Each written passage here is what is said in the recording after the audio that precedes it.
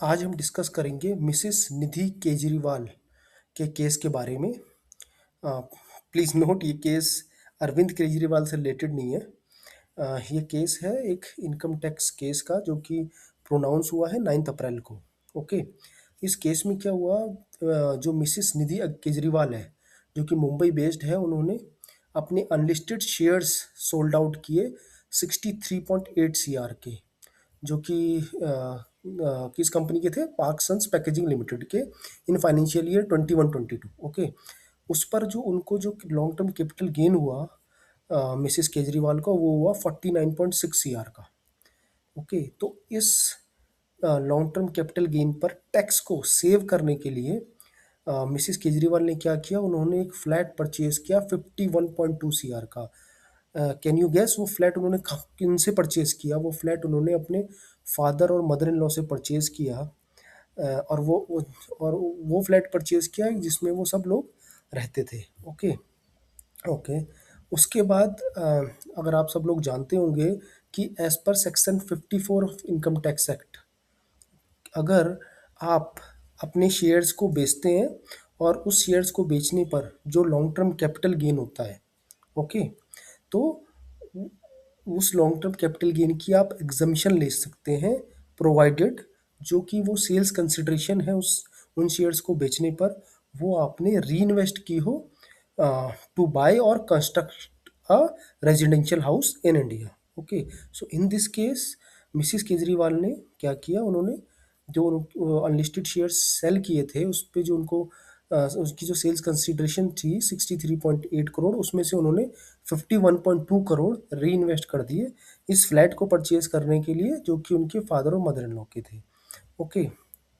अगर आप इस टेबल को देखें और इसमें अगर आप देखें जो सेल्स कंसिडरेशन है sold unlisted shares of Parksons packaging limited, वो है 63.8 करोड़। उस पर जो कैपिटल गेन बना, long term capital gain 49.6 crore बना। एडली मिसेस केजरीवाल को इस पर 12.5% टैक्स देना पड़ता। बट उन्होंने क्या किया, उन्होंने सेक्शन 54F का यूज़ किया और वो सारा का सारा पैसा जो है, मतलब 51.2 करोड़, वो इन्वेस्ट कर दिए अपनी उस फ्लैट को परचेज करने पर, और उस पर जो है उनको 41.5 करोड़ की एग्जेम्पशन मिल गई। हाँ, प्लीज़ नोट, आइडली उनको 63.8 करोड़ की पूरी एग्जेम्पशन मिलनी चाहिए थी, बट वो 41.5 करोड़ इसलिए मिली क्योंकि उन्होंने सारा का सारा पैसा इन्वेस्ट नहीं किया, उन्होंने 51.2 सीआर जो है वो इन्वेस्ट किए। ओके। ओके।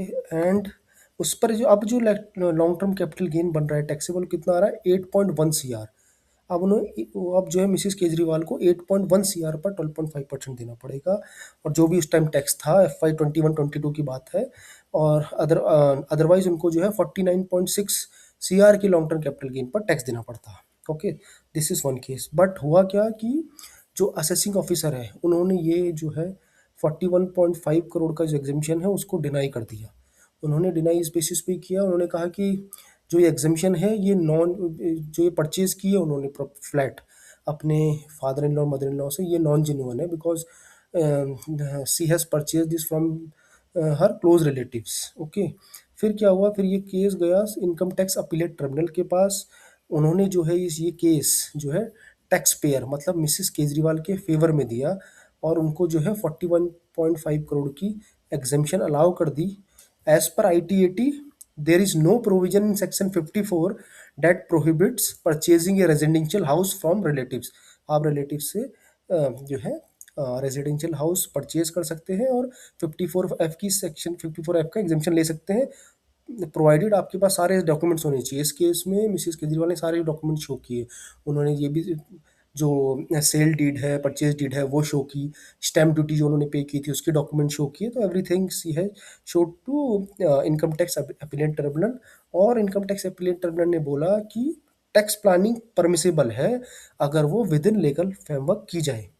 तो इस केस में मिसिस केजरीवाल ने अपना जो है काफ़ी टैक्स बचा लिया, मतलब 49.6 करोड़ पे जो टैक्स लगता वो सिर्फ 8.1 सीआर पे लगेगा। सेकंड एक चीज़ और, क्योंकि मिसिस केजरीवाल ने ये जो फ्लैट था वो अपने फादर इन लॉ और मदर इन लॉ से परचेज किया था, तो उनके उनके जो फादर और मदर इन लॉ है उनके हैंड्स में भी ये जो है it is like a cell purchase, तो सेल, तो उनकी उन्होंने कितने में बेचा है फ्लैट, 51.2 सीआर का अपनी जो है बहू को, मिसेस केजरीवाल को। बट मज़े की बात क्या है कि क्योंकि ये because it is a long term capital gain, तो इसमें जो इंडेक्स्ड कॉस्ट ऑफ एक्विजिशन आई, जब जो भी जिस कॉस्ट पे ये फ्लैट परचेज किया था उनकी फादर और मदर इन लॉ ने, उस पर जब इंडेक्सेशन की गई तो उसकी जो कॉस्ट है वो इससे भी ऊपर आई, 51.2 से भी सी आर, तो 2 CR से भी ऊपर आई, और उस पर भी जो है नेगेटिव कैपिटल गेन बना, और उस पर भी टैक्स निल बना। तो आप कह सकते हो कि इस केस में it is a win win situation for the whole family.